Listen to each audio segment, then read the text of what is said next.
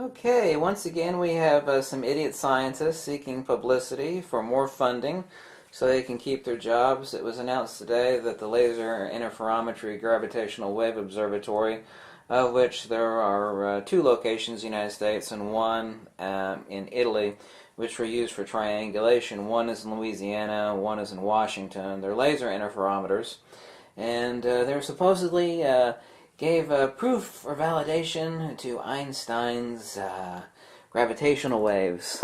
Well, they didn't. Let's actually take a look at something that you can demonstrate here on your tabletop. This is actually an example of laser interferometry.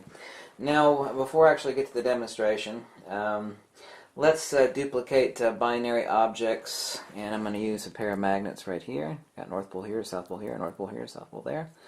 Let's actually demonstrate that underneath the ferrocell, but let's first talk about what they actually did discover, and let's take a look at their claims.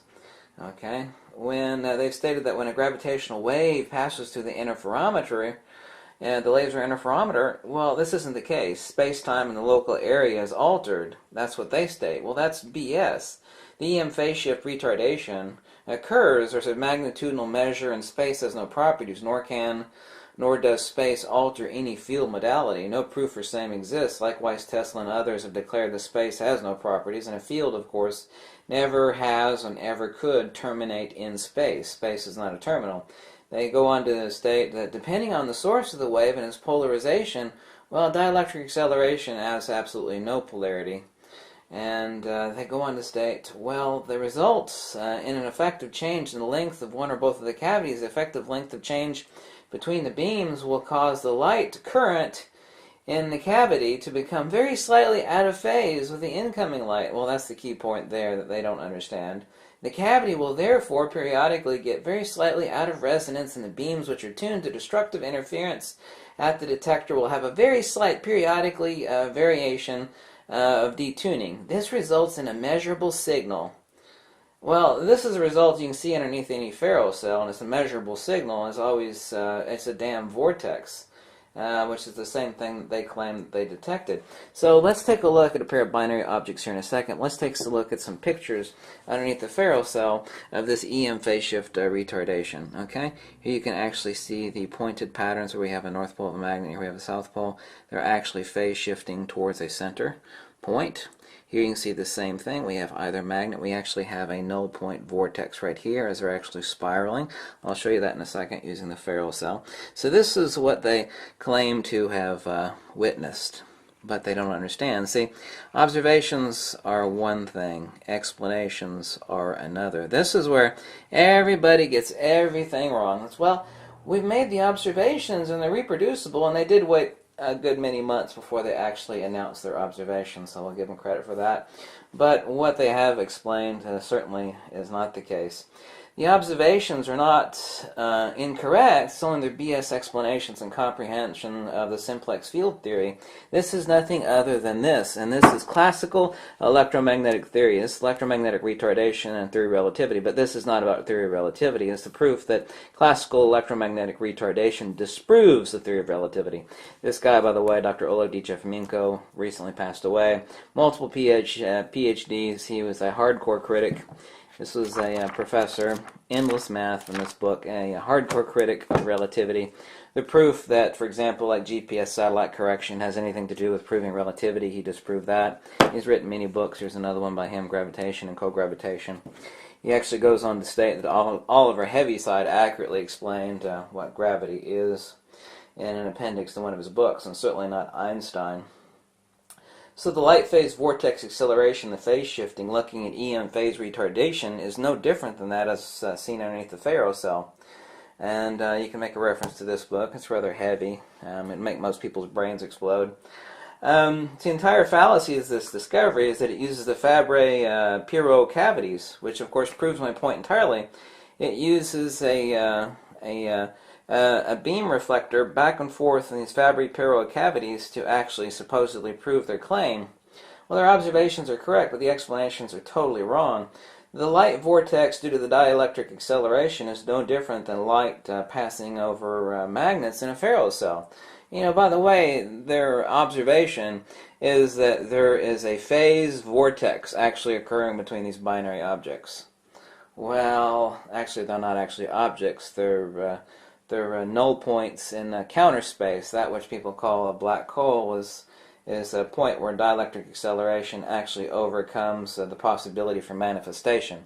It's kind of like an absolute hole, except of course space is nothing. Space is the absence of inertia, and time is nothing other than a measure of magnitude. So what you're looking at is complete absence due to incredible dielectric acceleration. So anyway, these binary objects, I'm using the word objects in the vernacular here, so they didn't find any evidence of Einstein's space-time, rather simplex dielectric acceleration. EM phase rarefactions and compressions, space has no properties. Time is only a measure of magnitude, as I said.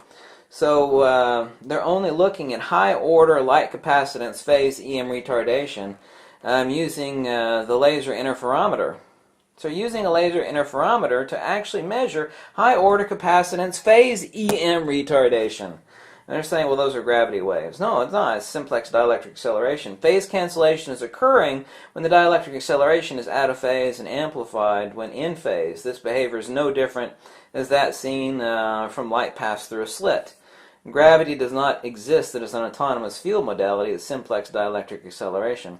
These idiots are just seeking more public funding. Classical electromagnetic field theory explains the observations, a la Tesla and Maxwell, not the idiot Einstein and his warped brain, warped space-time nonsense. So let's take a look at something that these idiots spent countless millions of dollars creating, and let's actually mimic the exact same thing by using a binary object underneath a ferrocell. Let me turn the lights off, and let's place it underneath here, and let's wait for the image to develop. You can actually see that, you'll see this is a magnet here vertically, and one over here on the other side. Whoops, I flipped it there. There we go. Let's wait for the image to develop underneath the ferrocell. You see these egg shapes? This is a magnet here, this is a magnet over here.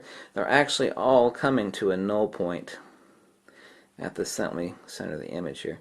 They're all coming to a null point. If you actually look at the very, very center right here, you'll actually see a void. And this is, instead of, I'm using 4 poles here instead of 2, but this is the exact same thing. If you're actually to block out either pair of these on either side, block out this pair, block out that pair. This is the exact same thing that they report as having seen, and it's nothing other than simplex EM phase shift retardation.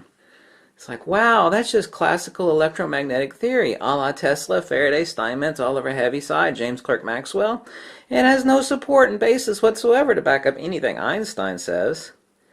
What you're actually seeing here, white banding, dark banding, white banding, dark banding, this is also EM phase shift retardation.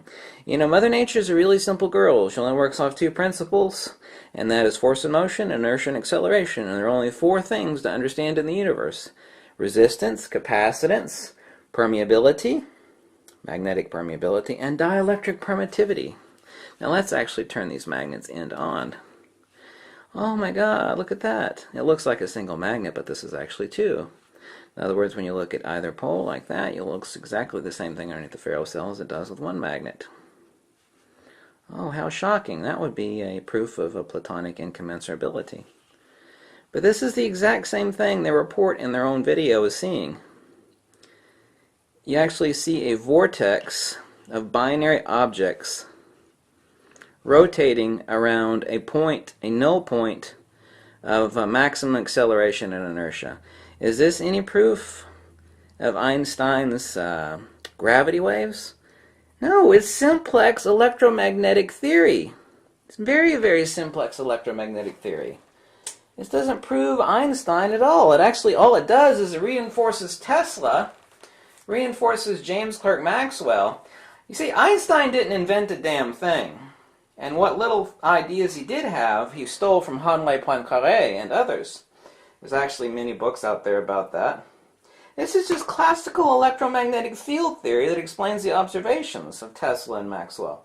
See, they actually make these very keen statements that they don't, they make correct observations, but incorrect conclusions and incorrect explanations, which is a huge fallacy of science. Huge!